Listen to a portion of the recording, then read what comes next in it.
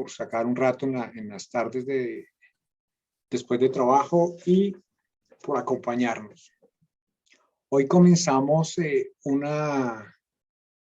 nuevo tema, que es nuestra segunda estructura. Recuerden que veníamos de nuestra primera sesión de trabajar con la Constitución del 91. Ahí tuvimos unos invitados que nos ayudaron a hacer este recorrido de conocer un poco mejor la Constitución. Hay todavía bastante trabajo por hacer ahí.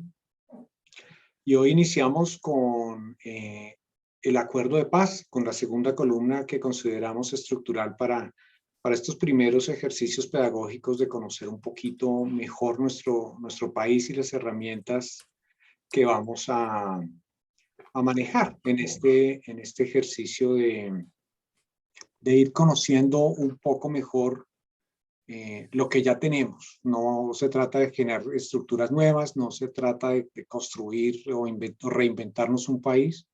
Colombia ya tiene suficientes herramientas que pues, valdría la pena ponerlas a marchar. Entonces, hoy vamos a tener la primera de 3 sesiones con invitados de lujo. Esta noche tenemos a un invitado con el que comenzamos este segundo bloque. Y entonces vamos a permitir darnos nuestro inicio de sesión de hoy.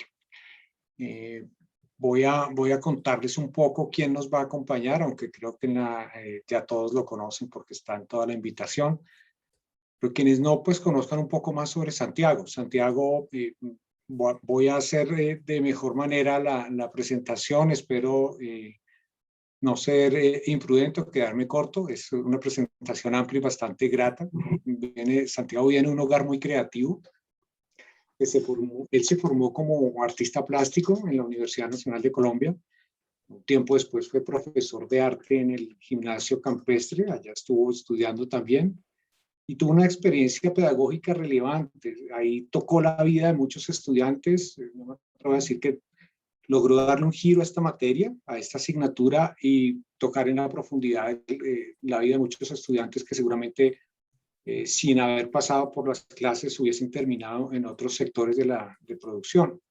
Desde hace más de 13 años se vincula con el sector de las comunicaciones a través de Señal Colombia. Ya estuvo con los programas de Los Puros Criollos, bastante conocido, en órbita también. Y de forma posterior está con Canal Capital, con Puntos Capitales, y eso es un programa que está funcionando actualmente. Por otra parte, es uno de los creadores de la fiesta La Recontra. Aquí voy a permitir darme una definición de lo poco que conozco La Recontra, y es una amalgama formidable que hace de la música un territorio de encuentro atemporal, recuperador de las más profundas raíces e incitador de las más recónditas y emotivas pasiones. También trabajó un tiempo con su padre, que es ingeniero, tiene una empresa que crea juegos que estimulan el pensamiento y ahí también así hubo un aprendizaje en su diseño. Ha sido panelista en Caracol Radio, también es escritor, entre otros, del libro Acaba Colombia, Motivos para Pagar e Irnos. Ha sido premiado con 4 premios India Catalina como mejor presentador, 3 de ellos en Puros Criollos, Los Puros Criollos, y 1 en órbita. Y con el programa Los Puros Criollos también fue premiado con un premio Simón Bolívar. Tiene una emisora virtual, Radio Perrenque, es DJ, y también es reconocido por su gusto y conocimiento musical.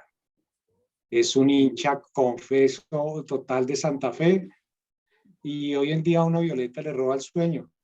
Se caracteriza por ser muy buen orador, presentador, entrevistador, por decir las cosas de forma clara y directa. Y bueno, esta noche tenemos el gusto de tenerlo como nuestro invitado, con el anhelo nuestro de que sea más que una invitación a esta sesión, una posibilidad de que forme parte de este colectivo de manera permanente. La dinámica de esta noche pues, es la misma que hemos tenido. Santiago va a tener aproximadamente 20 o 30 minutos de presentación. Ahí nos vamos con las preguntas de nuestro público en la voz de Patricia, quien junto a Santiago nos va a acompañar hasta el final de la sesión. Santiago, muchas gracias por aceptar esta invitación, por abrir tu agenda para todo este público que nos acompaña y que tiene inquietudes sobre cómo entre todos podemos hacer de esto una mejor sociedad y de Colombia un mejor país. Te los dejo entonces con Santiago. Santiago, el espacio es tuyo. Bueno, no, primero que todo, muchas gracias, José Adolfo, muchas gracias por esa presentación muy generosa, muy concienzuda.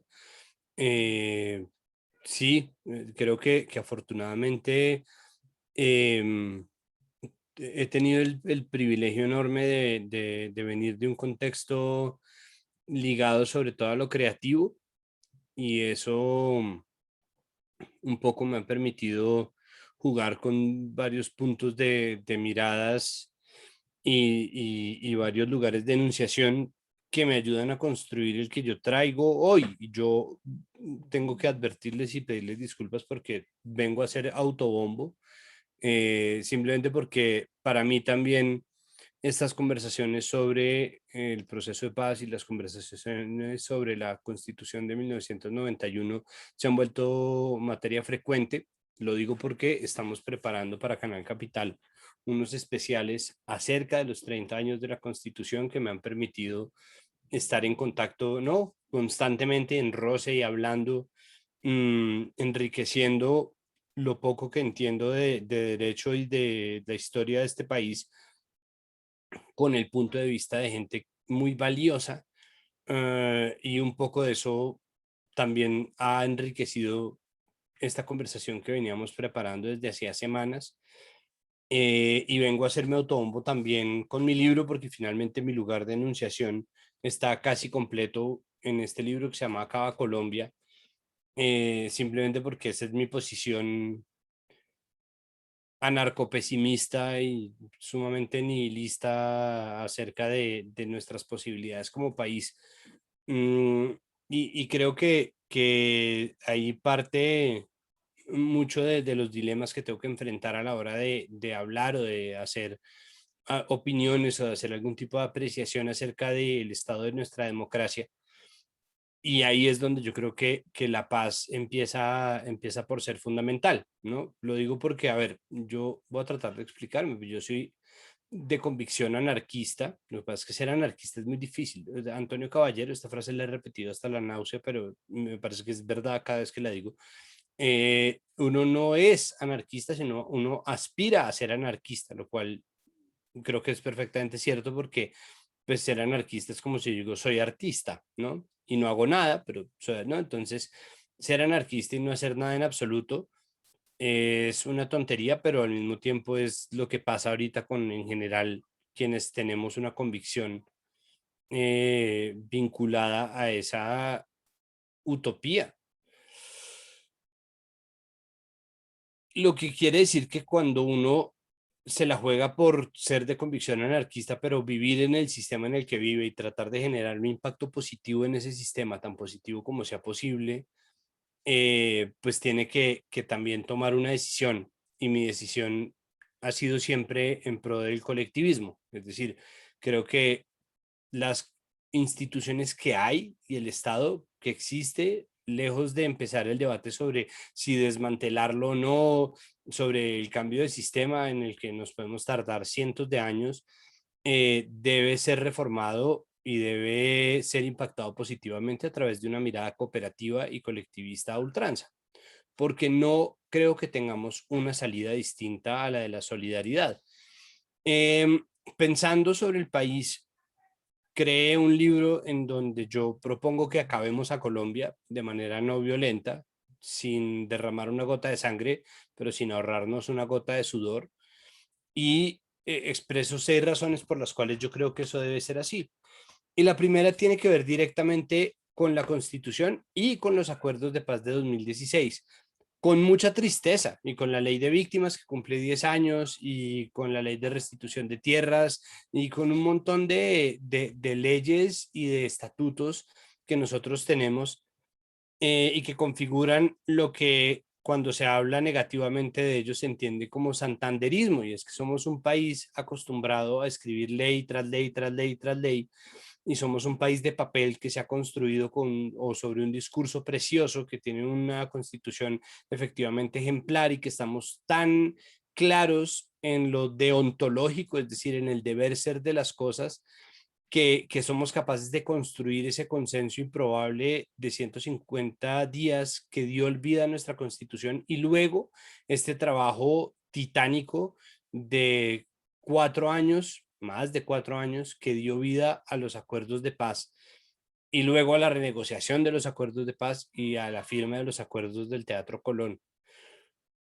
Y mi temor siempre será que nosotros estemos inventándonos constantemente lo que yo entiendo como el estatuto antiincendios. Y es que nosotros pretendemos construir un país en el papel que luego no se cumple, ¿no? Entonces, como si el presidente llega y dice, como, ¿no? Colombianos, colombianas, me encanta, yo me sabía eso con Santos porque lo escribí en la época de Santos, pero colombianos, colombianas, trabajo con el Ministerio de la Seguridad Social, trabajo con el Ministerio de Salud, hemos decidido acabar con el 7% de los incendios en los edificios y por eso hemos decretado que a partir de hoy, efectivo, al día de hoy, ya, queda terminantemente prohibido que se incendien los edificios, ¿no? Entonces, ¿no? Se prohíbe, pero ¿cuándo se va a cumplir, ¿no? Y yo creo que existimos sobre una pretensión constante de lo que en derecho se llama erga omnes, ¿no? Y eso lo vimos hace ya casi 2 meses, el 27 de abril, en la tarde, apareció un auto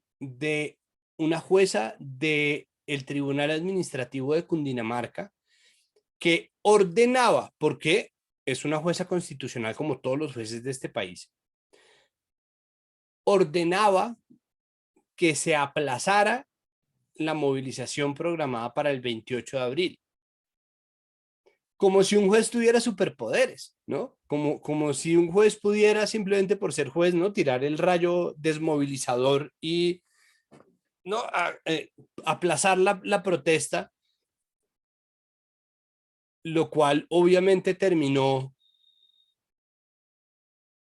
dándole más ira y más fuerza y más razones a una cantidad de gente que quería movilizarse y que no sabía muy bien de qué lado ponerse, que lo dudaba por cuenta de la pandemia y que terminó diciendo, no, es que hasta los jueces están en contra nuestra, que no era tan así, ¿no? Pero que acaba apareciendo así por cuenta de ese fallo y por cuenta de la pretensión nuestra de que en el papel se puede resolver todo. Prueba de lo cual, o sea, prueba en contra de lo cual existe este país, porque este país es un desacato absoluto a muchas de las normas constitucionales y muchos de los derechos fundamentales que nosotros mismos consagramos y veneramos y que están en la Constitución. Y mi temor con los acuerdos de paz era que fuera un poco lo mismo y pensando en las razones por las cuales este país debía ser desmantelado, pues obviamente entraban las otras razones. La segunda es un asunto que me compete a mí, que es el asunto de la desinformación y el ruido. Por tanto, las comunicaciones en este país están cooptadas no solamente por una gran polarización, sino por una serie de intereses que las atraviesan y que convierten a Colombia en un país sin verdad, pero además porque nosotros nos hemos construido a la carrera sin una base, sin identidad de clase y sin ningún tipo de piso económico, en un país que lejos de crecer y construir hacia arriba, cuelga como una pirámide sin piso y que curiosamente tiene la parte de abajo demasiado grande, ¿no? Nosotros colgamos ni siquiera de la gente más rica, curiosamente, pero estamos colgando porque siempre aspiramos a estar arriba de. Entonces el arribismo no tiene límite y no existe el abajismo. Lo que pasa es que no se ha construido un país que tenga una ciudadanía clara. Somos un país en donde todos de la puerta de nuestra casa para afuera, en el mejor de los casos, porque hay gente que tiene a sus enemigos adentro de su propia casa, ¿no? Todo el mundo parece ser enemigo nuestro, todo el mundo nos quiere robar, todo el mundo quiere algo. Sin ir más lejos, yo estoy diciendo que la comunicación está transida de intereses económicos, que no quiere decir que todos los periodistas estén esperando que les den plata, como la gente en Twitter parece creer, o que toda la gente que tiene un contrato con el servicio público esté simplemente esperando a robar, pero esa generalización es prueba y causa, o sea, es causa y consecuencia al mismo tiempo de qué tan desintegrada está o de esa desintegración creciente, además de nuestro contrato social. Y eso está mediado también por un problema de identidad, y es que los colombianos sufrimos de una terrible vergüenza de ser colombianos. No en vano estamos todo el tiempo pretendiendo huir y vivimos en esa bipolaridad que nos plantea esa disyuntiva entre ser colombiano mejor, ¿no? Y el que diga todo lo contrario es un mamerto, hipopota. Mientras que por el otro lado es colombiano peor y todos los demás son los fachos, ¿no? Entonces ese estado constante de soliviantación, se dirá así, bueno, de euforia y depresión e ira con respecto a lo que significa ser colombiano, viene de un vacío de identidad que es muy fuerte y que la Constitución del 91 pretendió arreglar con 4 mujeres de 72 asambleístas. Claro, en el 91 era muy distinto. En el 91 no existía ni siquiera la percepción de que podíamos hacer una cuota o que podemos hacer una lista paritaria. ¿No? En ese momento era como, uy, no, entraron las mujeres, marica, increíble. Así hablaban los bogotanos en el 91. Pero increíble, marica, tenemos hasta indígenas, bueno, está Pacho Maturana, ¿no? Entonces, cuando los acuerdos de paz empiezan a tramitarse desde un centro que muchas veces ha sido incapaz y que todavía es incapaz de mirar a lo que muy despectivamente llamamos los territorios, o la Colombia profunda. Entonces, cuando hablamos de la Colombia profunda, estamos hablando de Fontibón para allá, ¿no?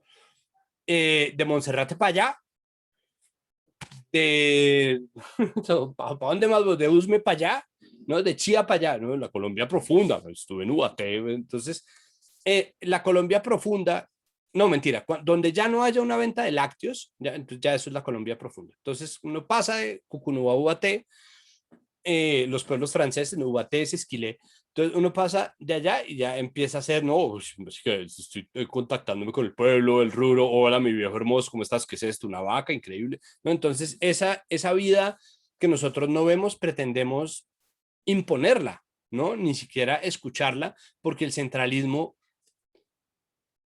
trae consigo eso, ¿no? Que en nombre de la pela que se da a Bogotá,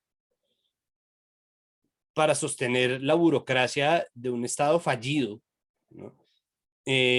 Termina tratando de contar el cuento por todo el mundo y eso pues nunca es posible. Entonces esa ciudadanía no existe y ese centralismo que ha pretendido cambiarse ya 2 veces sin éxito, una vez en la Constitución del 91 y otra vez en los acuerdos de paz del 2016, es un país que parece absolutamente empeñado en no cambiar y que está diseñado como quien diseña el libreto de un call center, para que aquel que quiera generar un cambio o una transformación tenga que vérselas con un sistema que como primer objetivo tiene disuadirlo, que cada vez que uno quiere cambiar, ¿no? Piensen en un call center, ¿no? Que uno está como, bueno, tengo que resolver un asunto de, no sé, mi plan de salud. Bienvenido a salud, bla, bla, bla. Su llamada es muy importante para nosotros. Por favor, marque su número de documento seguido de la tecla número. Usted marcó 79, 145, 244. Si es así, marque 1. De lo contrario, entonces 1. Ya lo estaremos atendiendo. Uno de nuestros operadores. Aló, aló, aló, buenas tardes, bienvenido a Salud, bla, bla, bla. Mi nombre es Tadarara, tengo el gusto con Santiago Rivas. Me regala su documento. No, entonces uno está tratando de cambiar y el trámite todo el tiempo le está poniendo patas. Si no les parece que el ejemplo del call center es correcto, piensen en el final de la legislatura. ¿No? El final de la legislatura, después de que llevan 11 meses entregados a la virtualidad, ¿no? Casi por completo, bloqueando con la excusa de la pandemia trámites democráticos fundamentales como el control político, las mociones de censura, la votación de leyes que tienen alcances constitucionales, deciden finalmente en la última semana, ahí sí, aturugar todo, ¿no? Aturugar completamente todos los proyectos de ley solamente para poder decir, no, es que no tuvimos tiempo de tramitar Escazú, es que es un debate muy largo, es como tuviste 11 puñeteros meses, ¿no? No, pero ¿cómo quiere que convoque a comisiones segundas, ¿no? Y es, no, hubo un año de legislatura que no, que es un valle, ¿no?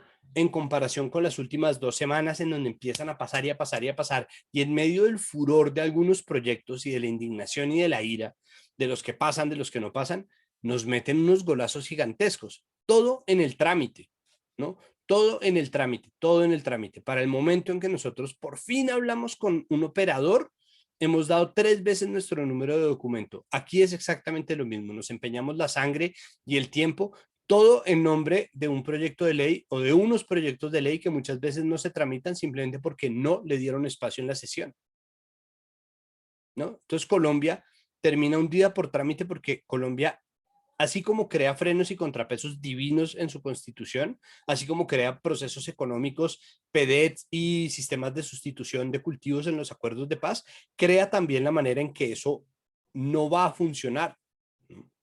Y en eso, el papel de Juan Manuel Santos es fundamental.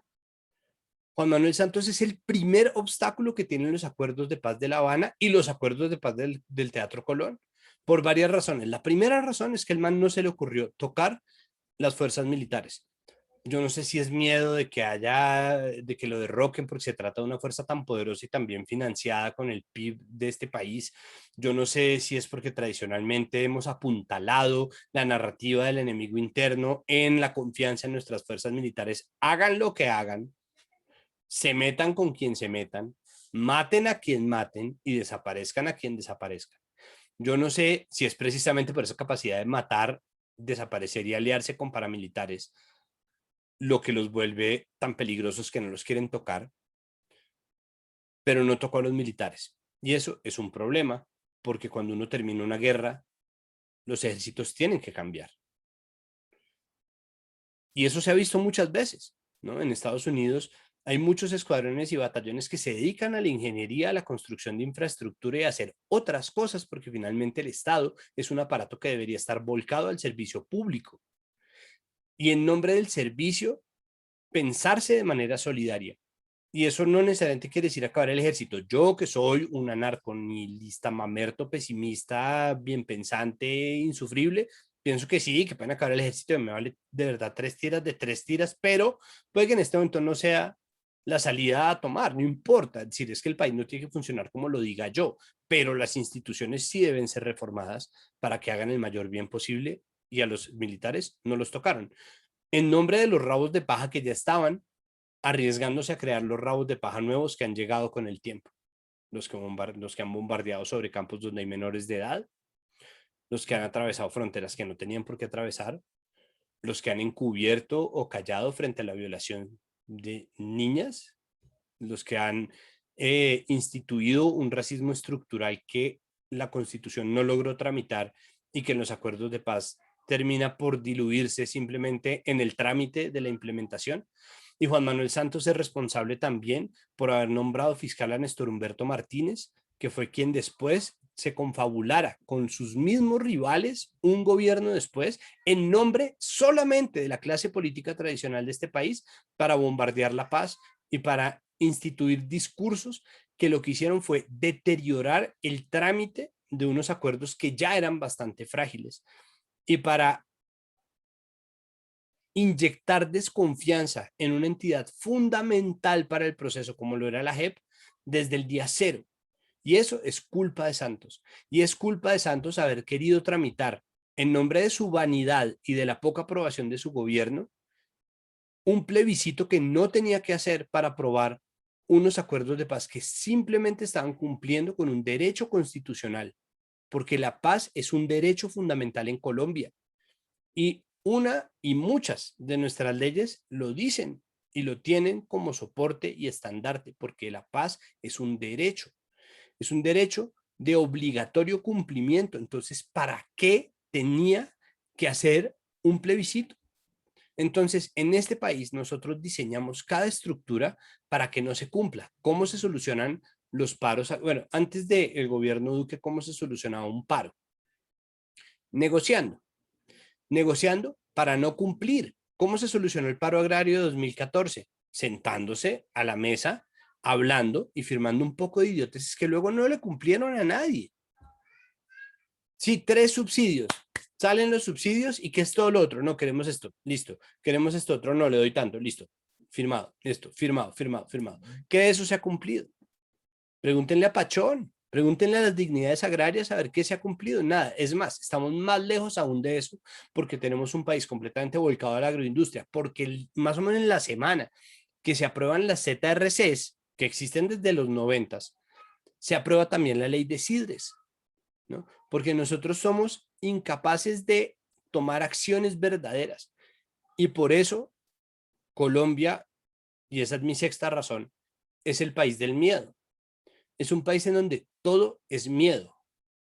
Miedo a la diferencia, miedo al disenso, miedo a que alguien esté diciendo groserías, miedo al podcast, miedo a internet, miedo al cierre de la brecha digital, miedo, miedo y miedo y miedo y remiedo, ¿no?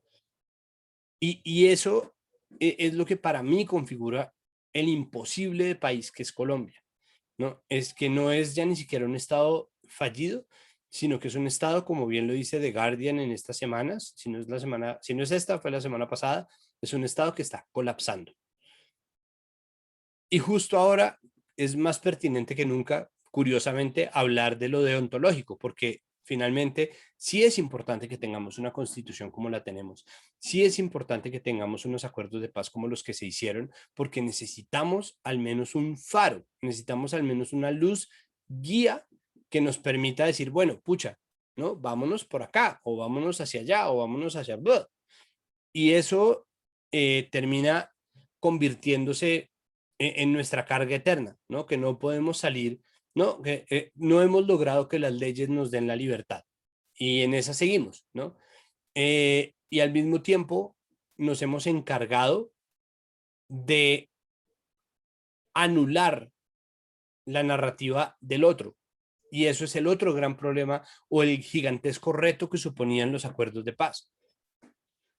Uno no puede, en este caso, como dicen en Medellín, tener pan y pedazo, ¿no? Y no puede uno hacer la paz, ¿no? Para quedar como el gran estadista y luego negar la posibilidad de sus rivales a una narrativa propia. Porque lo creyeran o no, la narrativa de esos rivales, entre comillas, era también la narrativa de mucha gente que no había contado con presencia alguna del Estado en sus territorios, en sus veredas, en sus casas, tanto que había una Colombia absolutamente desconocida que quedó inscrita en el acuerdo dentro de las 16 curules de las circunscripciones especiales para la paz. Pero les dio tanto miedo la historia de lo que pudieran contar quienes vivieron al amparo de las FARC durante tanto tiempo, que decidieron negarlas y ya. Y la gente, temiendo que las fueran a negar como las negaron en su momento, las llamó las curules de las víctimas y ni siquiera son eso. Ni siquiera son eso. Es que nosotros hemos ignorado una parte de nuestra historia durante mucho tiempo y tenemos 52 años en donde solamente tuvimos una fuente. Por eso nuestros medios de comunicación todavía se refieren a los dados de baja en combate. ¿Quién habla así? Los milicos. ¿Quién habla así? Los militares. Así no habla, ¿no? Así no habla necesariamente un periodista. Eso hablan los periodistas acá. Pues los dados de baja es porque nosotros vivimos sobre una narrativa de guerra durante 52 años, ¿no? Y anterior a la guerra interna contra las FARC, ya existía una guerra declarada de la fuerza pública a la población civil. ¿Que dónde era eso? Bueno, pues miren la policía chulavita, miren los pájaros, miren los cuerpos paramilitares previos y miren los acuerdos de paz. O sea, esos ya habían generado una guerrilla, ¿no? Una guerrilla que se fue para el llano, que fue formada, entre otras, por mi tío abuelo Eduardo Franco Izaza, pero sobre todo por Guadalupe Salcedo, que se alzó en armas, que era una guerrilla liberal y que tenía más o menos la ley del llano, un experimento absolutamente empírico, que luego de la amnistía resultó en el exterminio de mucha gente, incluyendo a Guadalupe Salcedo. Y de ese exterminio nacieron una serie de espacios de resistencia en el campo que fueron después señalados como repúblicas independientes y bombardeados, lo que dio vida a las FARC. Entonces nosotros, que ya conocemos el resultado de llevar hasta el punto de presión máxima y de represión máxima a comunidades debilitadas, empobrecidas, sin empleo, sin un futuro visible y sin ningún tipo de agencia política, ya sabemos, porque lo hemos visto pasar 2 veces, que eso solo genera conflictos internos y guerrillas. Y eso es lo que se está haciendo otra vez en el marco del paro nacional, en donde un levantamiento civil urbano decidió tratarse como una guerra de guerrillas territorial, con represión directa, con armas de fuego y con una retórica del enemigo interno que lo que está haciendo es acorralar a gente que no tiene un futuro y cuya vida no tiene sentido. Y en el momento en que esas personas decidan cambiar, como dice Isabel Cristina Zuleta, activista ambientalista, en el momento en que esos muchachitos, porque son unos bebés, decidan cambiar las piedras por armas de fuego, se nos va a armar otro verguero.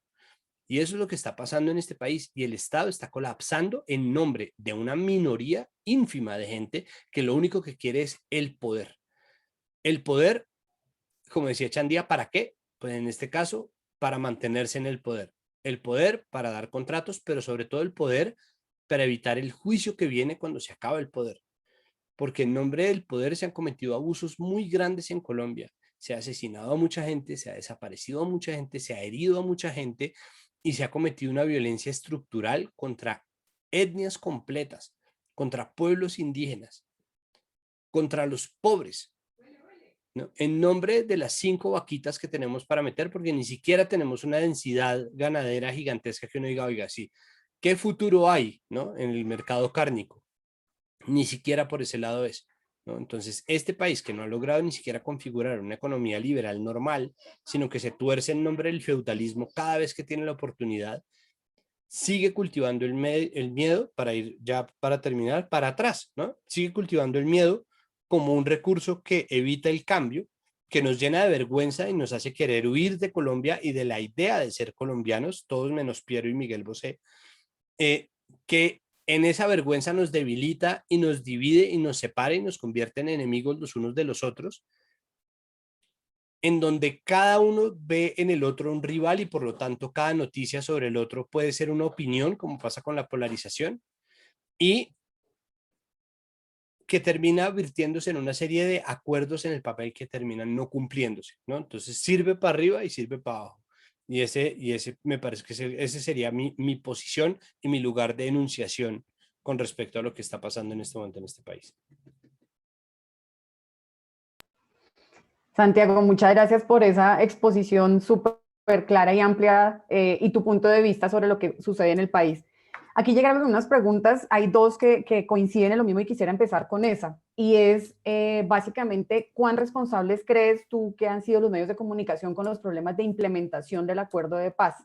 ¿Y a qué nos referimos? Básicamente a que, obviamente, una cosa es que ellos sacaron sendas páginas, los medios tradicionales hablando sobre el acuerdo y lo lindo y lo bonito que podía ser, pero después de eso no tuvieron un papel activo. Entonces, ¿cuál crees tú que hubiera sido el papel deseable de esos medios de comunicación? ¿Cuál debería ser de aquí en adelante? Y si de verdad esa falta digámoslo, de identificación con el acuerdo influyó en el hecho de que no se pudieran implementar muchas cosas que las comunidades desconocían además. Pues es que nosotros, pues es que ni siquiera hablemos de la implementación. En la previa del partido, es decir, la campaña del plebiscito fue una campaña plagada de desinformación. La campaña del no es una campaña de desinformación que se hizo simplemente para evitar que la gente votara en pro de los acuerdos de paz, ¿no? Era así de simple. Iban a decir lo que tuvieran que decir. Si les hubiera funcionado decir que Timochenko era reptiliano, lo habrían dicho. Si les hubiera funcionado decir que iban, no, en algún momento dijeron que iban a hacer un gobierno conjunto entre Santos y Timochenko, ¿no? Dijeron que iban a adoctrinar a nuestros niños y niñas para que fueran homosexuales. Dijeron que, ¿cómo era? Que se iba a acabar la iglesia católica. O sea, la cantidad de mentiras que corrieron en nombre del no en el plebiscito. Fue una campaña de desinformación que hizo parte de un movimiento global, además, porque en ese año, ¿no?, en junio, pasó el Brexit en una campaña exactamente igual. Luego nosotros perdimos el plebiscito porque Colombia entera perdió con la derrota de ese plebiscito. Y le quedó claro por fin a Santos que es que no era una cosa simplemente de que la gente, o sea, de que Inbámer estuviera mintiendo para tirárselo a él. Y ganó Trump las elecciones en noviembre. Entonces, el papel de los medios de comunicación ha venido deteriorándose desde entonces, pero hace parte de un momento en el que nosotros estamos a nivel global y que nace en realidad antes de eso, porque en algún momento Internet fue una esperanza, ¿no? En algún momento Internet fue un espacio que ilusionaba con el poder de la gente. Y de alguna manera es así, pero de otra manera definitivamente no lo es. Y el primer gran experimento de cambio social presionado desde las redes sociales es la primavera árabe de 2011. La primavera árabe de 2011 estalla en febrero de 2011 en Túnez y empieza a generar rebeliones por todos lados. Tenía el antecedente de Libia, empieza a generar rebeliones por todos lados. 2011, yo estoy equivocado. Bueno, empieza a generar una serie de movimientos y una serie de estrategias utilizadas en red que hacen ver a Twitter, por ejemplo, como un arma muy poderosa. Que sí y no, porque mucho de lo que se hablaba era también mentira con respecto a lo que se podía y no se podía hacer con Twitter, ¿no? Porque así como alguna caricatura de la época lo mostraba, era, ¿no? Cuando empezó la represión, por ejemplo, contra gente en Irán, entonces la gente empezó a cambiarse la ubicación de su cuenta de Twitter a Teherán para que los policías buscaran a través de internet gente que estuviera en Teherán, pero eso no funciona tan así, ¿no? Es decir, uno tiene un teléfono, un computador con Twitter y pues ellos tienen carros y tienen tanquetas y tienen motos. Sí, ellos están recorriendo la ciudad.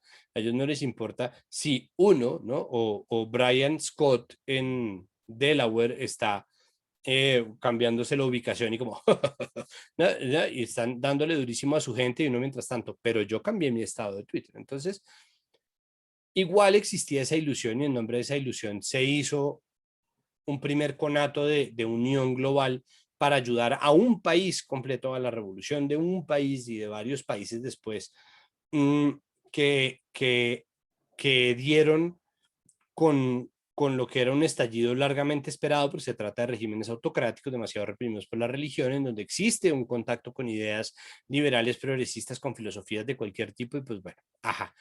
Entonces, yo creo que desde entonces lo que pasó con la polarización y las redes sociales eh, tuvo dos líneas. Por un lado, los políticos tratando de cooptar esa narrativa y los medios tradicionales tratando de entender cómo funcionaba para adaptarse a eso después de muchos años de decir que el .com era el refugio del practicante, ¿no? Porque durante mucho tiempo y todavía en algunos medios el .com es mande a Peláez, vaya, como Peláez es un chino de 18 años como no, 24 años, los uniformados bebieron del preciado líquido en la hermana república, decían todos los lugares comunes del mundo, simplemente para que suene periodístico, y son un tarra de sandeces que uno dice, bueno, ¿no? Ya no pasa tan así, ¿no? Entonces, de hecho, a Vicky Ávila la contrataron para el .com de semana, y el .com se tragó a la revista.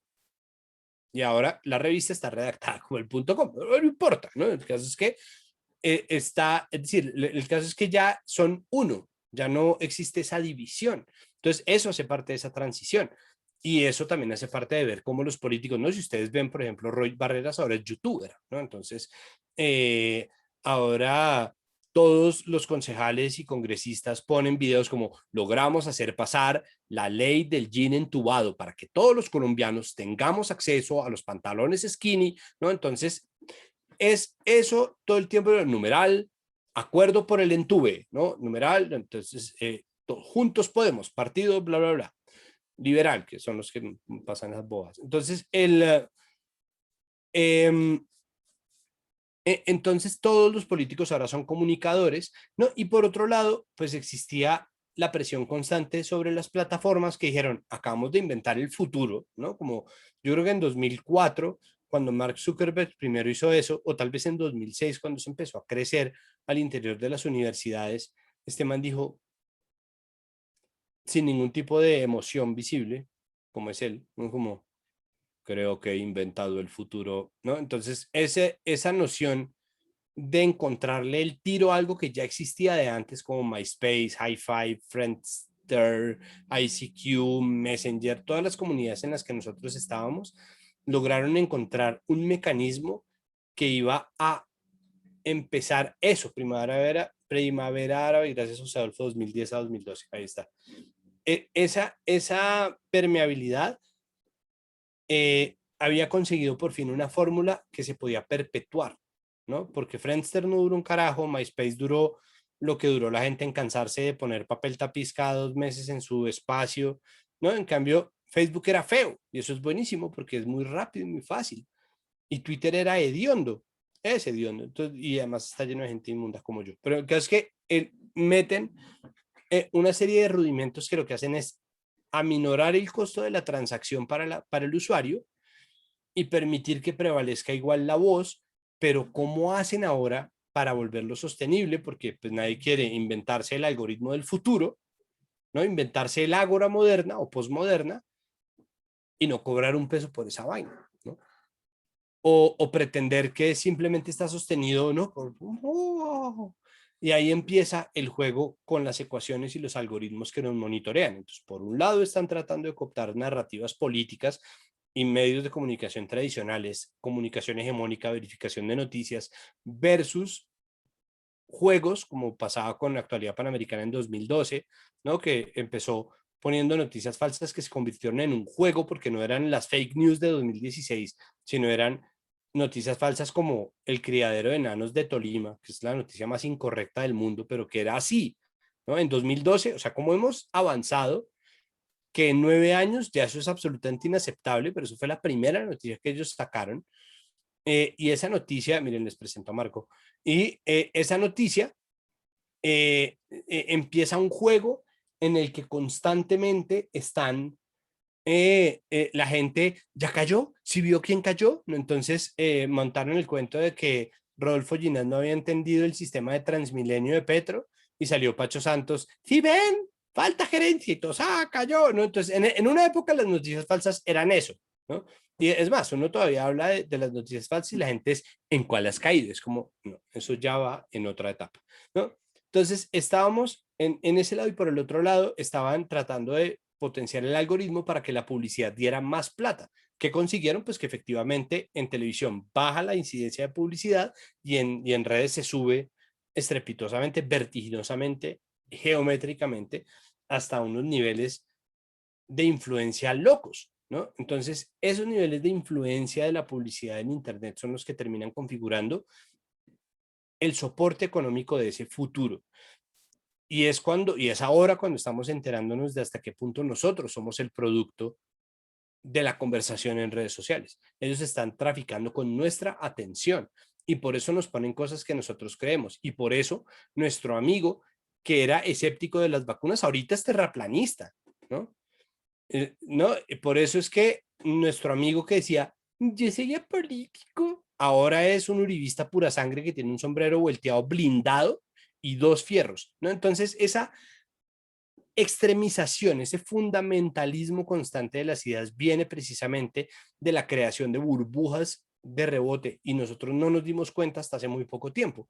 Entonces, los medios de comunicación trascendidos por la comunicación persona a persona, por la influencia de las redes, por el discurso digital, pero además la crisis de los medios como empresa, terminan por abrir una crisis más al interior de nuestra crisis del poder, porque el problema grande ahí es que nuestros medios fueron creados desde el poder.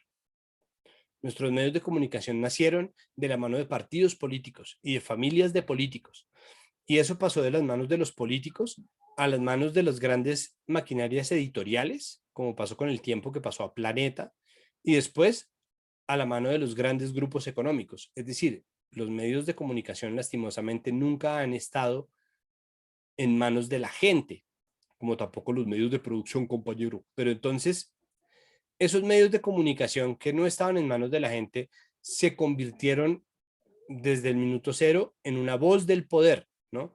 Que solamente era la voz del antipoder cuando en la época bipartidista el otro partido estaba en el gobierno. Entonces, cuando cuando estábamos en la hegemonía conservadora, pues el Tiempo era un periódico súper serio, ¿no? Pero cuando estaba Santos de presidente, no que ya para ese momento todo estaba perdido, sino Santos en los 30, cuando estaba López Pumarejo, incluso cuando quedaba algo de pudor, ¿no? Porque eso ya no existe, pues era básicamente un periódico gobernista, pero con el tiempo, el diario El Tiempo se hizo oficialista por oficio. Creo que porque hasta ahora no había salido ninguno de esos mantecos de izquierda, caray. Entonces, hasta este momento no había existido un reto verdadero, ¿no? Como, ¿ahora qué vamos a hacer? ¿No? Vamos a ser oficialistas ¿no? O sea, si hubiera subido Stalin de presidente de Colombia, yo estoy seguro que la familia Santos se habría preguntado, ¿pero cómo así? ¿Entonces ahora somos comunistas? ¿No? Entonces, esa necesidad de ir pegados del poder es un vicio natural de los medios colombianos, lastimosamente, y eso ha degenerado en un modelo de negocios que no está pegado de las audiencias y que no tiene como activo principal el periodismo, que tiene como oficio preguntar, ¿no? Sino un modelo de negocios basado en la pauta, que tiene como principal activo el contenido, que es muy distinto. Es decir, todos los contenidos son contenidos. Todos los reportajes son contenidos, pero no todos los contenidos son reportajes. Hay unos que son public reportajes y hay unos que son simplemente mentira. Hay unos que son unos confidenciales de 2 párrafos, como los que hace semana en contra de Juanita León. Y hay unos que son noticas de radio y videos y cositas, ¿no? Entonces, ese modelo de negocios es el que termina haciendo agua. Bueno, pues nosotros pasamos de la desinformación de 2016, que era el fenómeno de las fake news, ¿no? Que era, en el caso sobre todo de Estados Unidos, por ejemplo, eran bodegas enteras de chinitos en Bielorrusia. Chinitos me refiero yo a niños de 18 años porque soy bogotano. Pero jovencitos en Bielorrusia escribiendo cualquier idiotez. Y luego el descubrimiento de esas noticias falsas dio con teorías de conspiración que ahora se convirtieron en QAnon. Bueno, que hace unos años se convirtieron en QAnon, pero que ahora están estallando porque así como en 2012 no se acabó el mundo, que todo el mundo estaba pendiente a ver si los mayas habían tenido razón, pues en 2021 no se revocó la presidencia de Biden, ni Trump salvó al mundo de la cadena de satánicos pedófilos liberales, ni lograron desmantelar el fraude electoral supuesto mediante el cual se hicieron elegir los socialistas en Estados Unidos. Y eso solo logró desatar más, ¿no?, la exacerbación que existe por este tipo de teorías de la conspiración.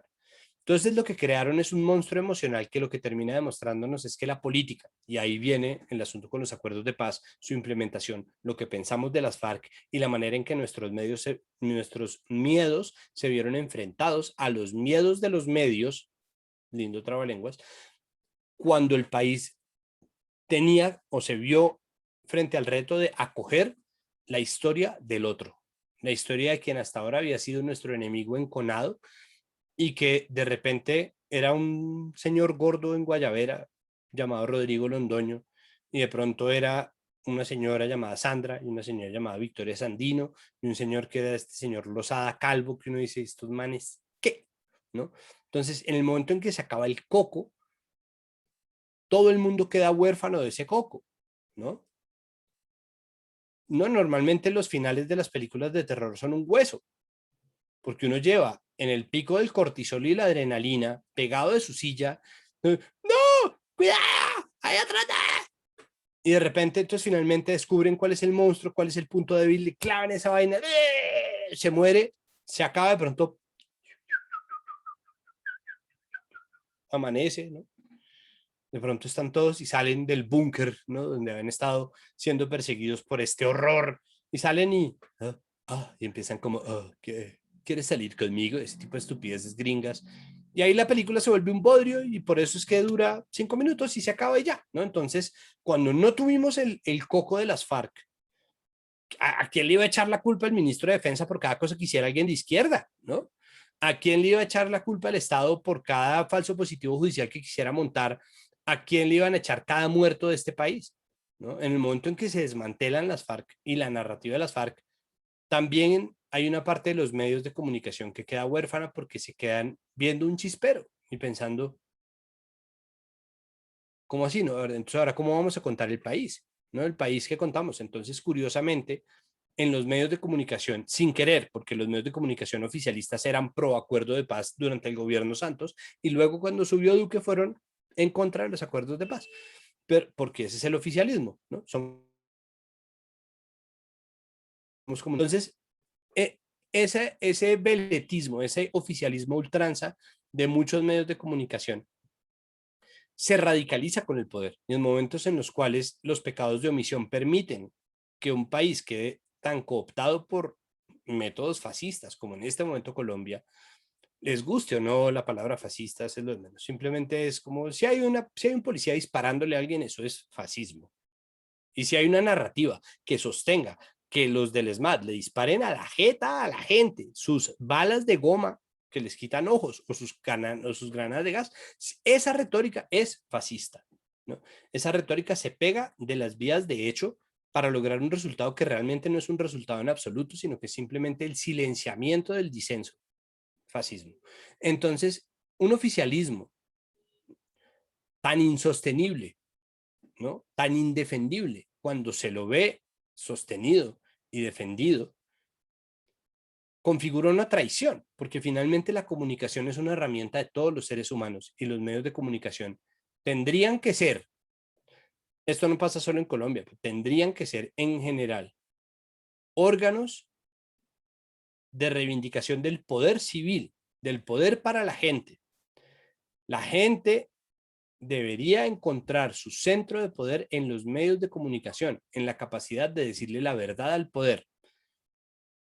Y ese solo hecho traicionado por el accionar de los medios tradicionales, en su mayoría, o de los medios tradicionales como empresa, independientemente de lo que hagan algunos de sus periodistas.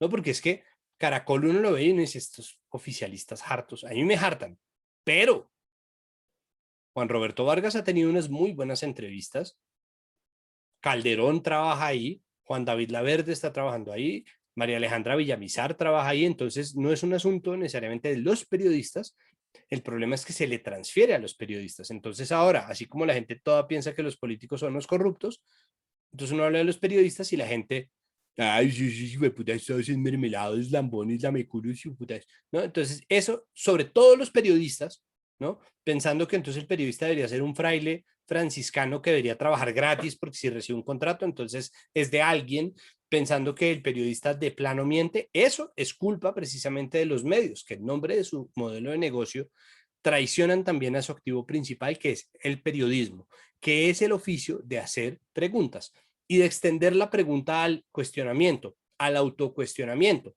a la duda metódica, al pensamiento crítico y a todas las formas de cuestión, a todas las formas de pregunta, a todas las formas de inquisición, si se quiere, que existan de cara al poder, ¿no? Entonces nosotros no tenemos medios que estén de cara al poder, tenemos medios que están del lado del poder y que terminan lastimosamente pavimentando el camino por el que el poder camina. Y pavimentando ese camino en medio de una crisis de liderazgo como la que estamos viviendo ahora, terminan haciendo un zigzag de carretera, porque es como, bueno, ahora vamos para allá. Providencia. Entonces, bueno, Providencia, ¿no? Zapando ahí la calle. De pronto, y creo que más bien nos vamos por acá. Bueno. Entonces, ese camino sinuoso no es otra cosa que un reflejo del poder endeble y omiso al que está tratando de pavimentársele una carretera para recorrer. Esa es nuestra carretera de cuarta generación ahorita, lastimosamente. Y ese es el papel que están cumpliendo los medios en política, lastimosamente, como parte de un estamento de poder y no como un poder autónomo que le da voz a las personas, incluso a las personas fachas, que no, incluso a los godos, a los liberales, a los territorios, ¿no? Y acaba siendo un termómetro de la muy frágil democracia que tenemos, porque ni siquiera tenemos medios regionales. Entonces, cuando hablamos de los acuerdos que necesitan obligatoriamente de la descentralización, porque los territorios PEDET no están en Ubaté, en Sesquilé, porque allá ya hay emprendimiento, se llama La Vaca que Ríe y el Alto, en fin. Como nosotros ya no necesitamos allá, porque allá sí está el Estado, lo que se necesita es llegar hasta donde no está el Estado, porque hasta ahora el Estado no ha estado, ¿no? Hasta ahora lo que había estado como Estado eran las FARC. Y eso ya no se puede seguir sosteniendo por negocios ilícitos, porque parece que, y eso no es tan verdad, la legalización todavía está muy lejos. Entonces, en vez de regular el mercado, pues tenemos que suprimirlo, pues hay que sustituirlo por algo. Entonces se hacen los emprendimientos económicos, pero no se puede usar el emprendimiento como una panacea para todo. Hay que observar y hay que defender los derechos humanos. La gente no puede emprender si se la mata, ¿no? Y por eso muchas veces termina siendo más fácil que se asesine a los reinsertados y a los firmantes a los reintegrados y a los firmantes de la paz, ¿no? La reincorporación es un proceso sumamente difícil y sumamente oneroso y es dispendioso, es largo, pero la descentralización es peor, ¿no? Entonces, cuando se obliga a los medios a empezar a ver qué es lo que pasa en Caloto, Condoto, Tumaco, las veredas de Buenaventura, pero además en Suárez, Cauca y además en el Valle del Cauca, en el fondo del fondo y en Nariño, dicen, ¿no? Y por eso nosotros todavía tenemos medios, o sea, tenemos municipios en donde no hay un solo medio de comunicación, porque mataron al periodista, o porque cerraron el medio tal, o porque lo desfinanciaron, porque tenemos un modelo basado en la pauta, y el mayor pautante son los gobiernos, tanto el central nacional como los distritales, como los municipales, y esos gobiernos que pautan dejan de pautar en un medio y Ferretería Doña Lola no puede sostener ese pobre medio, ¿no? Y no pueden vivir de fitoplancton ni cae maná del suelo y no hay manera de sostener esa estructura periodística.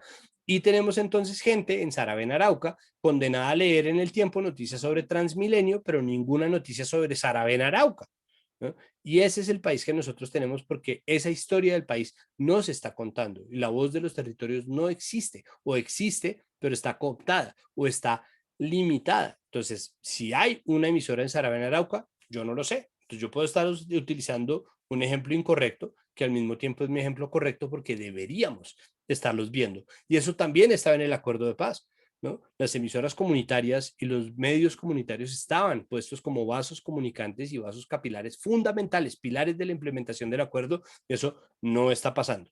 Va pasando a pasos de tortuga, porque ya finalmente, después de que lograron hacer pasar la ley Mintic, que lo que hace es pegar todos los medios del Ejecutivo en el Ministerio de Comunicaciones, ahí sí se pusieron a hacer convocatorias para medios comunitarios.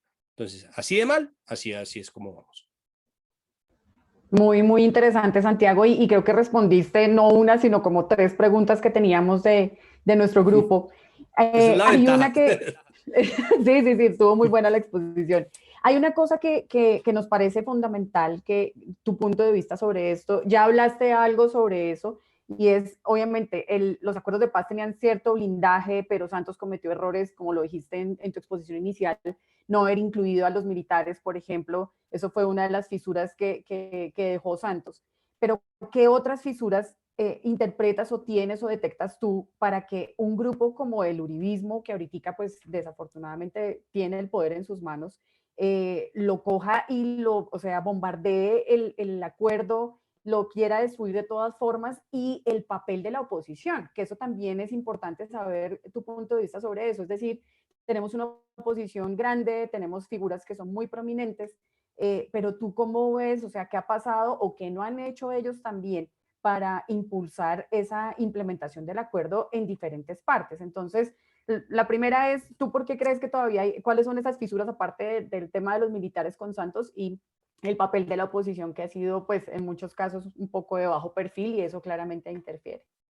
Sí, a ver, a mí me parece que las principales fisuras, la principal fisura para mí es el plebiscito, porque es el plebiscito el que termina de derrumbar muchas cosas, como por ejemplo el enfoque de género, ¿no? Es decir, la idea de tener un enfoque de género en los acuerdos permitía contar el relato, y hay que tener en cuenta que hay una serie de medidas y una hoja de ruta estatal dentro de los acuerdos de paz que es sumamente importante en términos de lo económico, en términos de lo político, pero también hay un hecho cultural de los acuerdos que es el relato de nación que nace con los acuerdos, la posibilidad de oír lo que pasa. Entonces, generando la necesidad de un enfrentamiento de relatos con el plebiscito. Lo que hace Santos es abrir la puerta para que cualquiera entre a contar la historia del país que se le da la gana. Y con la historia del país que se le da la gana, nos estamos hablando de mentiras y de las herramientas y de todo lo que ya conté. Entonces, no quiere decir que el Estado ni Santos hubiera tenido que imponer una historia, pero tampoco tenía que someterla a votación, porque estaba cumpliendo con un derecho constitucional. Entonces, yo creo que ahí lo que hace es empezar a abrir espacios para una negociación que no tenía por qué abrir y que podría haber sido más bien una negociación extendida, porque yo no soy, o sea, yo soy fan de la deliberación y de la asamblea, como todo buen mamerto. Y es como, pues no, uno lo que hace es que se sienta con los militares y les dice, bueno, vamos a hablar de esto y vamos a solucionar esto en pro de qué, a qué podemos llegar que nos solucione este problema y no tener áreas de no conversación. Y esto pasa a cualquier nivel. Entonces, a riesgo de ser, como siempre, el Walter Rizzo de la política, piensen en un noviazgo, ¿no? Ya que nosotros tenemos una relación de esposo maltratador con nuestra clase dirigente, piensen que las áreas de una relación que se dejan sin hablar, que se dejan sin conversar, son áreas que luego terminan por estallar. Cuando uno encapsula y encierra de manera hermética un problema para no verlo, ese problema tiende a pudrirse, ¿no? Si uno dice, uy, no, yo no me quiero comer esta habichuela, y en vez de dársela a alguien, o en vez de inventarse una forma de solucionar esa habichuela, la mete en una bolsa plástica en el fondo de la nevera o en el fondo de la despensa, para el momento en que usted va a ver, el poco de moscas que hay en su casa es por cuenta de la habichuela que usted no quiso mirar, y eso aplica a toda la vida.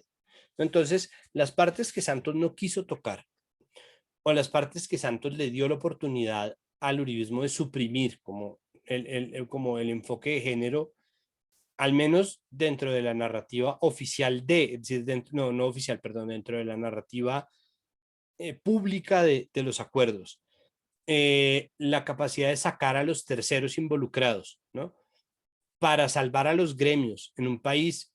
Es que el problema es que yo creo que Santos supo, pero al mismo tiempo temió tramitar las honduras a las que iba a llegar un acuerdo de paz, porque es que en el acuerdo de paz que se hace a los 52 años de un conflicto que alcanzó a ser un conflicto entre el campo y la ciudad, y después un conflicto entre comunistas y capitalistas, o feudalistas, lo que sea que tenemos aquí en Colombia, y luego un conflicto entre los dueños de las plantaciones de coca y los dueños de las rutas del narcotráfico.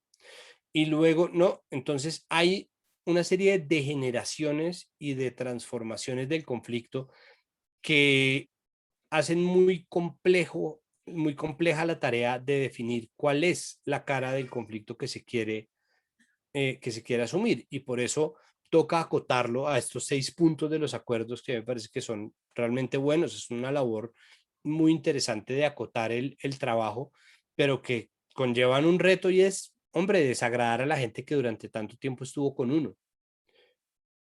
Porque, y esto es importante, nosotros, o sea, ahorita lo estamos viendo de una manera pasmosa con Duque, pero nosotros siempre hemos tendido a confundir el Estado y el gobierno, ¿no? Como que a nosotros se nos refunde uno y el otro. Entonces, esos que muchas veces fueron amigos del gobierno, ¿no? Son enemigos del Estado, porque el Estado es para la gente. Entonces, el gobierno tiene unos amigos, ¿no? Y tiene unos conmilitones y tiene copartidarios. Pero si tu amigo como gobierno o tu conmilitón es fan de cortar a la gente en pedacitos con una motosierra, no es amigo del Estado. Y ya, está en un libro que se llama La Constitución. El derecho a la vida está consagrado por encima de todos los demás. Y el derecho a la paz está ahí abajito. Entonces, en nombre de esa Constitución que configura el Estado, el Estado debería repudiar de inmediato todas las formas posibles de violencia armada y de paramilitarismo. Pero como son gente que ha subido políticos, que ha financiado a políticos, que tiene parientes en la política, que ha configurado un estamento de poder unificado entre los grupos económicos y los grupos políticos, porque los políticos por sí solos no generan plata, era muy difícil meterse con gente que tuviera un negocio gigantesco, provechoso, legal, y que hubiera invertido parte de esa plata en financiar paramilitarismo. O que hubiera tenido que transarse por negocios ilícitos. O que hubiera comprado de buena fe un terreno que de repente estaba desocupado, ¿no? Entonces, aceptar esa parte de la historia le cuesta a Santos una serie de reformas que eran duras de hacer, pero que eran sumamente necesarias. Entonces, claro, yo no conozco las afugias por las cuales hayan pasado Santos y de la calle y Jaramillo. Yo no dudo de las buenas intenciones, ni de la presteza, ni de la capacidad, ni del talento de la calle y de Jaramillo, ni de Santos, pero ese ánimo de complacer a todas las partes muchas veces genera esos daños, y creo que había que seguir entendiendo el conflicto como un conflicto. Uno no puede tener no, entonces este país, que es el país del cohecho de una persona, es también el de la guerra de una parte. Entonces, en una guerra de militares contra guerrilleros, decidieron suprimir a los militares y solamente enfocarse en el Estado, que es mucho más abstracto, que puede salir como Santos a contar su cuento sobre los falsos positivos, mal llamados falsos positivos, y a decir, no, me parece un horror, ¿no? Pero no a tomar o aceptar una responsabilidad real. No existe reparación por parte de muchos de ellos, y sin embargo crea un mecanismo que está tan bien pensado que termina por llamar a muchos militares, ¿no? Porque finalmente los que se están sometiendo a la JEP, o sea, a los militares no los toca en su estructura, pero los militares los pone a hablar en la JEP, y esa convocatoria de la JEP termina siendo muy interesante, pero falta una parte, y esa parte son los terceros civiles, ¿no? Los empresarios que pagaron para militares, los agroindustriales que se aliaron con estructuras del paramilitarismo. Ellos tienen que contar su historia en nombre de la reparación a las víctimas, y tiene que dársele suficiente tiempo a todo el mundo para hablar, ¿no? Entonces eso ha sido pues una constante tensión, porque finalmente este país ha sido siempre construido por la misma gente, ¿no? Y eso es un reflejo de algo mucho más profundo, y es que Santos es un heredero directo. Ahorita no me lleguen con los árboles genealógicos, pero si no genéticamente, culturalmente sí lo es heredero de los criollos españoles, hijos de españoles nacidos en suelo americano, que acaban por gestar la independencia en nombre de la evasión de impuestos, porque no es otra cosa. Es decir, en nombre de dejar de pagarle impuestos al virreinato y pagárselos directos a la corona, y además ser aceptados como españoles, empezamos a forjar una serie de... y encima de todo, de exigir el regreso de la corona católica legítima de España en vez del gobierno ateo imperialista de Francia en ese momento, ¿no? Entonces, obviamente es un proceso sumamente complejo, pero fue llevado a cabo por quienes siempre han tenido las herramientas a la mano, y es la gente privilegiada. Entonces, Santos no suelta eso, ¿no? Santos sigue construyendo un país para esos grupos de privilegio.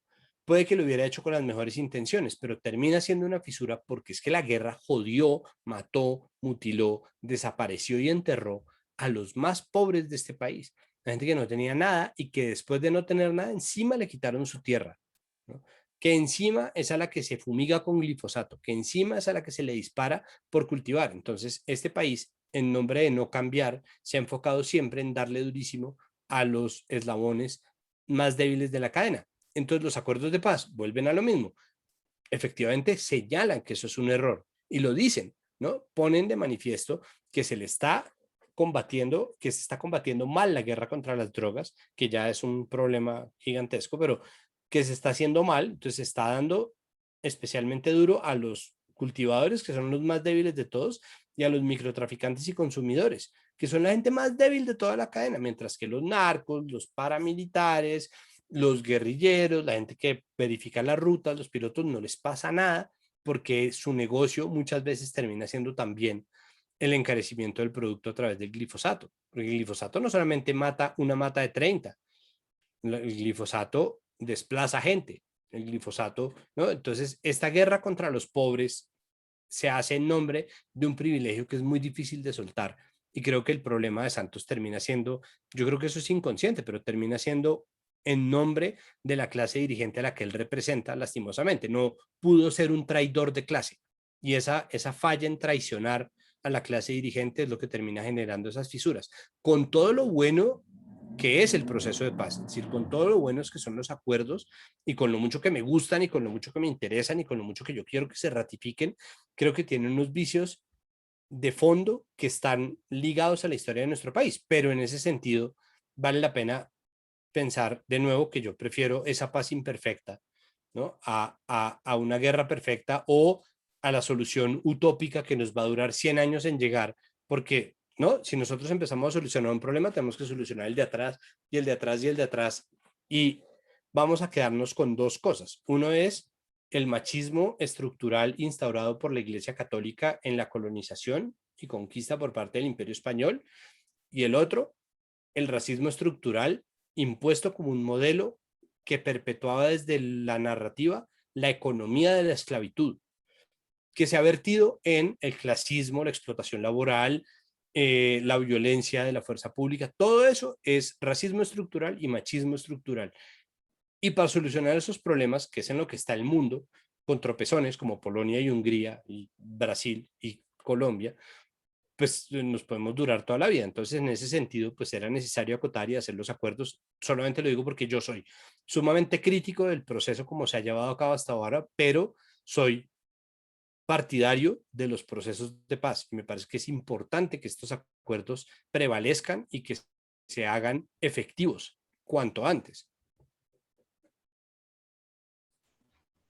Perfecto, Santiago. Ya nos queda una última pregunta porque pues obviamente coordinamos contigo hasta las 8 de la noche y afortunadamente has hecho una exposición súper extensa y muy completa. Y esta pero obviamente sobre te todo pedimos súper entonces... extensa. Sí. Bueno, hay dos cosas. Número uno, te preguntaba antes sobre el papel de la oposición. ¿Y tú cómo Ay, ves ese tema de, obviamente, una oposición dividida, una oposición de todas maneras con muchas figuras, pero digamos en cara, pues viendo la cercanía de las elecciones del próximo año y todo lo que falta por hacer de implementación? ¿Cuál crees que ha sido ese papel de la oposición y cuál crees que debería ser de aquí en adelante, además? pues es que la oposición en Colombia se da constantemente tiros en el pie porque nosotros durante mucho tiempo y por cuenta de la narrativa del enemigo interno tuvimos una oposición que temía mucho, bueno, y todavía puede temerlas, pero digo, antes existía una estructura narrativa completa que justificaba que se disparara contra la oposición, ¿no? El exterminio de la UP, el asesinato de sindicalistas, el asesinato sistemático de reincorporados firmantes del acuerdo de paz del M-19 y ahora el asesinato sistemático de militantes de las FARC firmantes del acuerdo de paz. Solo por repetido ya es estructural, ¿no? Es decir, se lleva repitiendo en tantas etapas distintas de nuestra historia de una manera tan parecida que no queda sino pensar que esto es sistemático, ¿no? Y eso es de temer. Es común que cuando uno levanta su voz contra el gobierno en este país, y sobre todo los gobiernos del uribismo, la gente de inmediato dé por hecho que no lo chuzaron y lo tienen amenazado.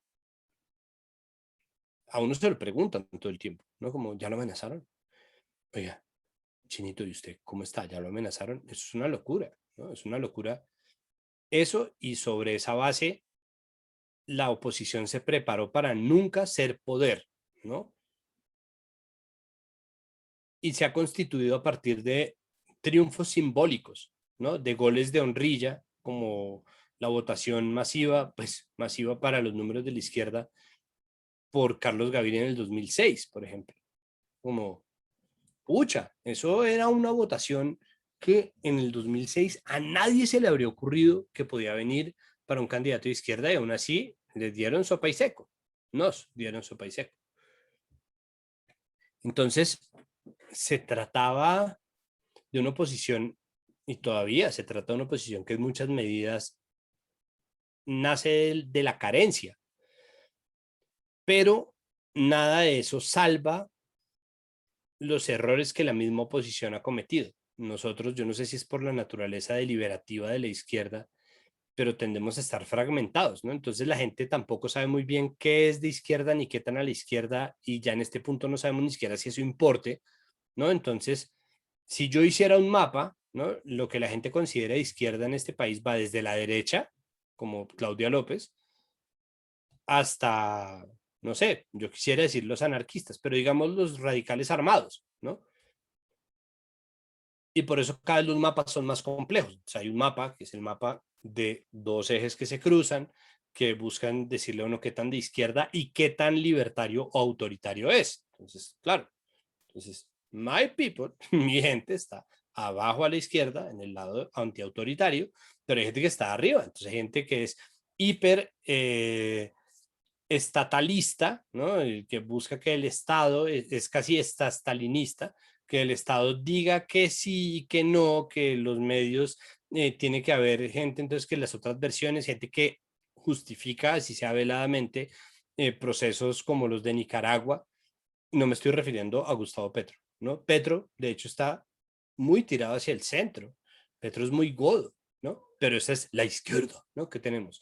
Y la otra izquierda, que está más a la izquierda de Petro, se alía con el centro y la centroderecha, que es Robledo metido con Fajardo. Y en esas, pues hay un montón de gente. Entonces, esa división tenemos que entenderla como una consecuencia natural de la violencia que se ha ejercido contra el disenso en Colombia históricamente. Y tenemos que empezar a solucionarlo. Y ha habido momentos en los cuales parece que se va a solucionar y luego se desoluciona, como el Polo Democrático Alternativo. El Polo Democrático Alternativo se dividió en gran parte gracias a Gustavo Petro y se partió en dos facciones que no se pueden ni ver, y ahora son tres.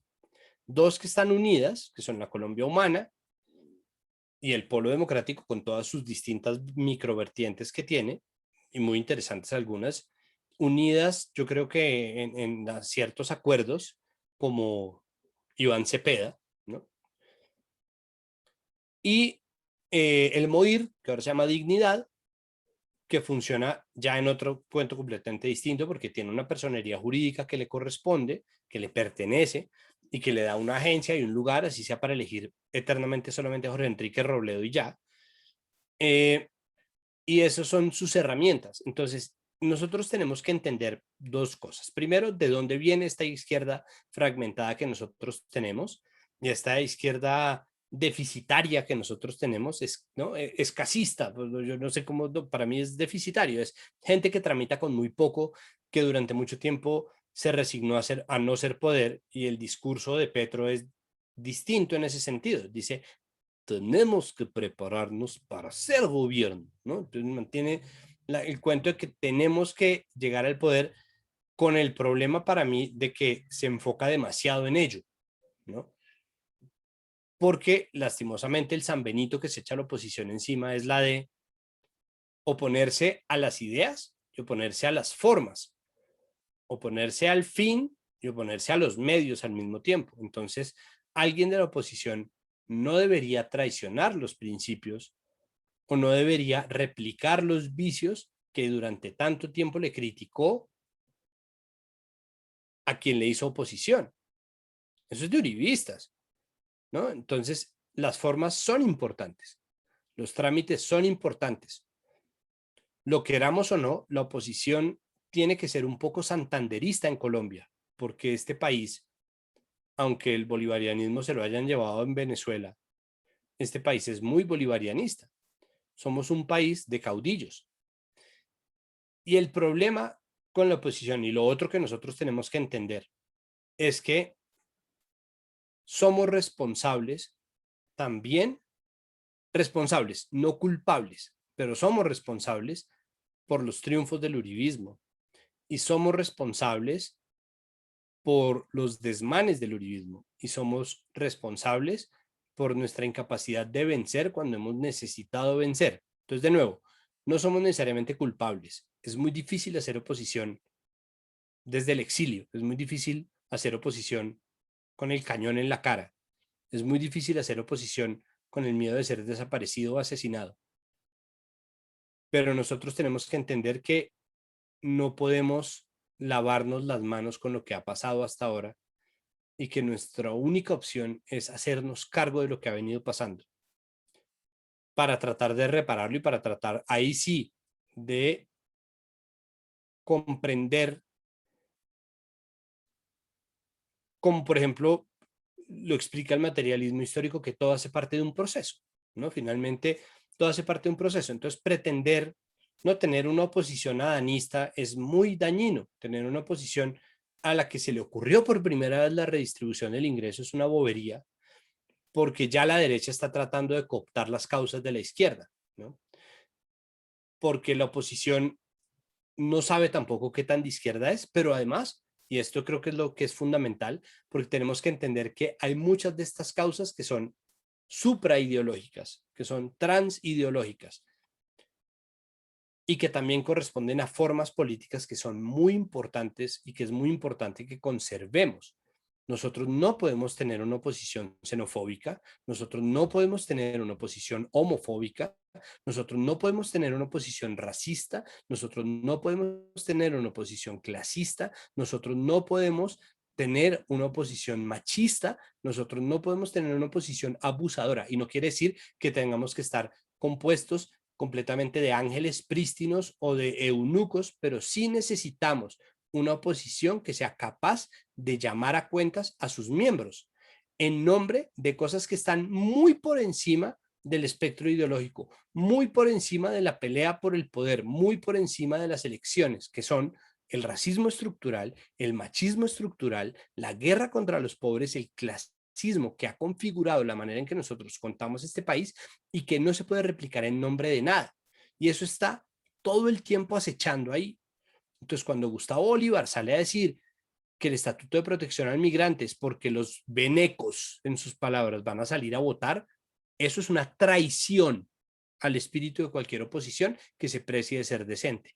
Cuando desde la oposición, sea quien sea o no de la Colombia Humana, sea o no del MOIR, sea o no del Polo Democrático Alternativo o del Partido Verde o de los liberales que se liberaron en Liberémonos, replica una narrativa clasista, está haciéndole daño a los ideales de la oposición, porque es que el enquistamiento de nuestra clase dirigente está pegado sobre todo de una historia, y esa historia también tiene que ser traicionada y tiene que ser puesta patas arriba y tiene que ser contada otra vez, no para suprimir lo que hubo necesariamente, pero sí para reconstruirlo, para desmantelarlo. Es importante que hagamos eso, es decir, es importante que se observen formas. Que entonces nos vamos a demorar más en hacernos elegir. Hombre, sí. Y si no, igual tendríamos que tramitar mejor nuestra relación con el caudillismo. Hay que votar por quien no crea. Yo, es decir, yo no soy petrista, soy más bien antipetrista, pero soy votante de Petro cuando se necesita.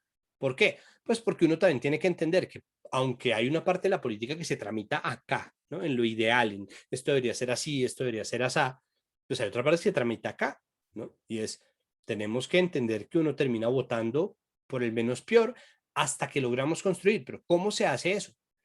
Si nosotros queremos de verdad construir, a pesar de las tusas electorales, a pesar de las derrotas, a pesar de las elecciones, a pesar de la decepción constante de nuestros gobernantes, porque créanme que si Petro gana en 2022, nos va a decepcionar.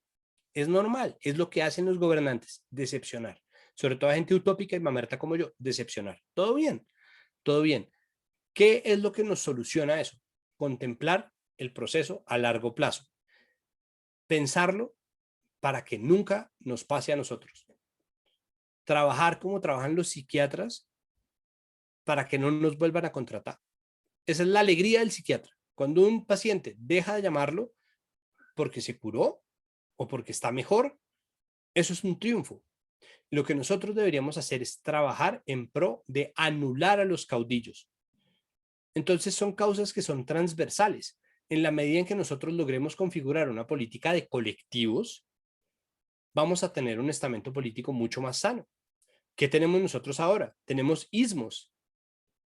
tenemos ismos, y no son comunismo, socialismo, capitalismo, feudalismo, no, tenemos uribismo, petrismo, fajardismo, eso no sirve de nada. Eso no sirve de nada, porque esos además son herederos de los otros ismos, el gomismo, el lopismo, el pastranismo, el santismo. Somos un país lleno de apellidos.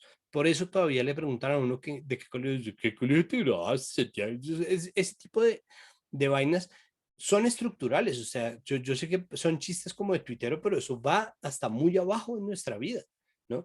Y eso está completamente interconectado, y por eso yo insisto, si nosotros nos vamos hacia atrás tratando de desarmar esa madeja, nos vamos a encontrar con un racismo instaurado desde la esclavitud y desde la conquista y la colonización y el despojo, porque finalmente todo tiene un trasfondo económico, ¿no? Y tanto la guerra contra las mujeres como la guerra contra los pobres es una movida económica que busca perpetuar el privilegio de unos pocos a través de una historia que se convierte en proceso, que se convierte en ley, que se convierte en economía contante y sonante, ¿no? Eso es lo que nosotros estamos tramitando. Entonces, yo soy partidario de comprometerse con la utopía absoluta, de lograr un cambio que no veamos florecer. Y me parece que esa es la responsabilidad de la oposición, ser tan buenos como sea posible en nombre de algo que consideramos sumamente malo.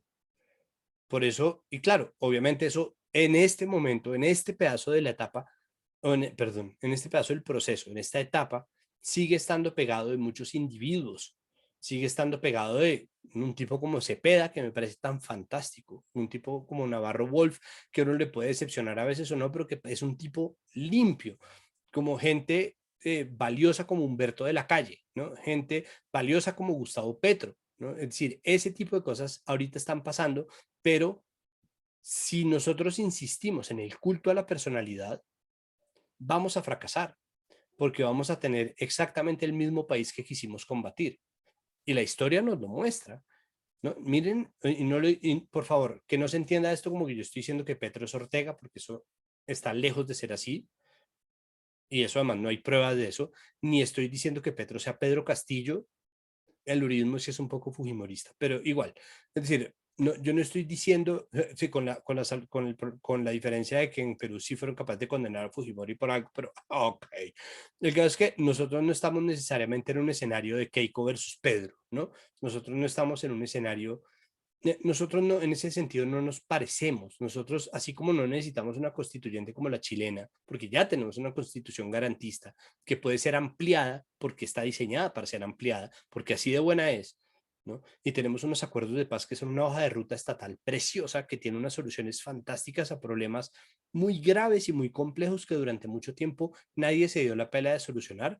Pues nosotros tenemos que entender que no somos iguales a Venezuela, que no somos iguales a Nicaragua, que no somos iguales a Perú, pero que todos los vecinos sí son espejos de alguna manera, y que lo primero que nosotros tendríamos que combatir, así sea en lo retórico, es decir, así sea en nuestras conversaciones normales, es el caudillismo, porque es que pegarnos de los individuos y no de los colectivos nos condena a, es decir, solamente para terminar, piensen en la selección Colombia.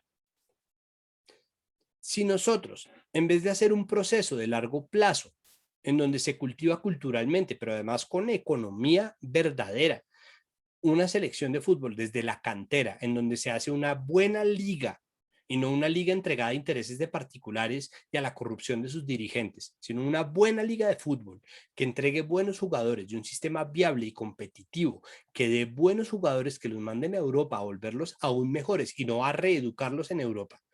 Si nosotros entendemos que somos parte de un eslabón larguísimo y pensamos la selección como el constructo de una serie de colectivos, no tenemos que estar dependiendo de si nació o no el nuevo Tino Asprilla. No tenemos que depender de si nació o no el nuevo Pibe Valderrama o el nuevo James Rodríguez o el nuevo nada. No generamos divas que por la carencia de su crianza y por la carencia de sus posibilidades llegan a tramitar problemas emocionales serísimos, solamente para que nosotros estemos aún anhelando el circo que es el fútbol. Entonces, si queremos un mejor circo, tenemos que cuidar a los trapecistas, ¿no? Si nosotros queremos una mejor televisión, tenemos que entender que quienes trabajan en la televisión son eso, trabajadores. Entonces nosotros no podemos pretender tener un país bien construido sobre la base de la explotación laboral. Entonces, todo está conectado, todo está sumamente conectado. Si nosotros no pensamos en los colectivos, si nosotros no cuidamos los trabajos de base, si nosotros no hacemos una política que esté realmente enfocada en trabajar con la gente, nos demoremos lo que nos demoremos, vamos a cultivar otra vez el déficit de representación que ya tenemos en nuestra política.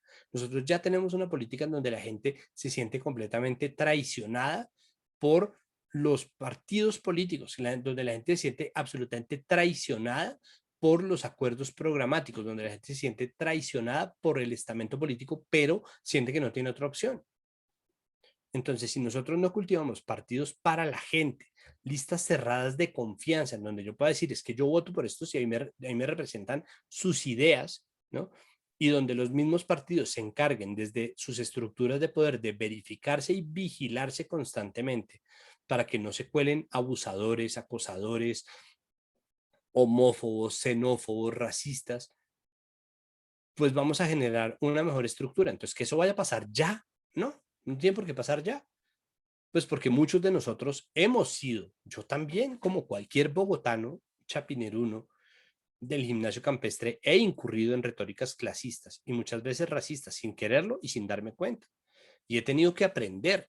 Y yo también he incurrido en retóricas machistas. Entonces, hay una parte que es política, retórica, racional, pero que está ligada completamente a las emociones de la gente y nosotros tenemos que entender que ya eso está pegado, que en este momento la gente no vota por convicciones ideológicas, racionales y abstractas, sino por emociones. Entonces, necesitamos una oposición que no solamente apele a las ideas, sino que apele también a la cordura de la gente, que apele también al corazón de la gente, y eso se logra generando, para mí, núcleos de confianza más que personas, porque es que las personas siempre lo van a decepcionar a uno. Pucha, si uno mismo se decepciona a uno mismo constantemente, ¿no? Es como, no puedo creer que soy tan idiota. Entonces, este tipo, o sea, si uno se decepciona a uno mismo, imagínense poner todas sus esperanzas en una sola persona, en un individuo. Entonces, mi idea con el papel de la oposición es, hasta ahora ha sido muy difícil posicionarse. La retórica tal como existe ahorita es decir, el petrismo, para que me odien los petristas, es responsable por el triunfo de Claudia López y por la decepción muy grande en muchos sentidos que ha sido Claudia López, porque no supieron encontrar un mejor candidato que Holman Morris. Entonces Holman será lo que sea, yo no quiero hacer una dominem, yo no quiero hacer un ataque contra Holman Morris, simplemente quiero que se entienda que Holman Morris no era un buen candidato y ya. Entonces ellos partieron cojos de un pie a correr una carrera que ahora siguen peleando porque la política que ellos sabían que iba a ser decepcionante fue decepcionante. Es como si, hombre, los políticos son sumamente decepcionantes, pero hay una responsabilidad. De nuevo, no es una culpabilidad, es una responsabilidad, porque la gente también elige, ¿no? Entonces pues la gente, y sobre todo en Bogotá, donde tenemos la oportunidad de votar tranquilos porque el voto de opinión es un privilegio, pues la gente no es idiota, la gente vota por el que quiere y no se puede forzar el voto salvo que se coopte de manera ilegal, ¿no? Entonces, es importante entenderlo como una elección para candidaturas futuras. ¿Qué partido tiene buenos candidatos? El partido que se configure como un colectivo. Si nosotros tenemos partidos políticos y colectividades y movimientos que cuelgan de una sola persona, va a ser muy difícil encontrar alcaldes porque la cabeza está buscando ser presidente. Entonces, a la hora de elegir congresistas va a ser, ay, ¿a quién metemos? ¿No? Pues, ¿qué pasa con el uribismo? En el uribismo posicionan a todo el mundo porque ya posicionaron un poco la marca, pero al mismo tiempo no hay un solo candidato presidencial viable. ¿Por qué? Pues porque todos son los tontarrones que están siguiendo a Uribe. Y como Uribe está cada vez más loco, pues ellos también están cada vez más locos. Cada vez más hablan como trolls de Twitter. Pues sí, eso es la decadencia de una persona que se lleva consigo a toda una colectividad que nunca lo fue, porque una secta no es un colectivo. Una secta es la extensión de una individualidad. Nosotros necesitamos colectividades. Entonces, ahora que nos libramos del coco de las FARC, ahora que sale el pelotudo de Mindefensa a echarle la culpa a las disidencias, que son grupúsculos mínimos de criminales, por todas las manifestaciones del país, ¿no? Desde Cúcuta hasta Cali, desde el Baupés hasta Santa Marta. Todo es culpa del ELN y de las disidencias. Entonces eso ya no existe. La gente se ríe en su cara y dice, pero por favor, ¿no? Por favor. Entonces ya que nos quitaron de encima ese San Benito, que no quiere decir que nos hayan desencañonado, porque seguramente estamos encañonados por muchos lados y por muchos flancos y bla, pues se puede empezar a construir ahora sí un colectivo en donde se dice, tenemos una oposición civil no cooptada por grupos armados y capaz de deliberar. Mientras logramos aprender a deliberar, tal vez nos tome un tiempo, pero yo creo que nos queda mejor hecha la tarea, ¿no? Y mientras se tramita esto aquí, al mismo tiempo, ya para terminar, pues se tramitan las elecciones, que es un proceso urgente, inmediato, que hay que buscar gente tan buena como sea posible, generar bases como sea posible, a ver si uno puede tener una lista cerrada paritaria o si no la puede tener, entonces a ver qué es lo que va a presentar y en esas estamos. Pero tenemos que hacernos responsables también por los desmanes, por los errores y por las decepciones que sean los políticos que nosotros posicionemos y prepararnos para desencantarnos. Yo creo que el desencanto, yo por eso soy tan nihilista, el desencanto es fantástico, el desencanto es sumamente liberador, porque así uno se tiene que ser responsable de su actividad política. Si la actividad política de uno es tuitear y es votar y es incentivar el voto y es tener conversaciones en su familia sumamente incómodas y pelearse con su tía uribista, hombre, hágalo.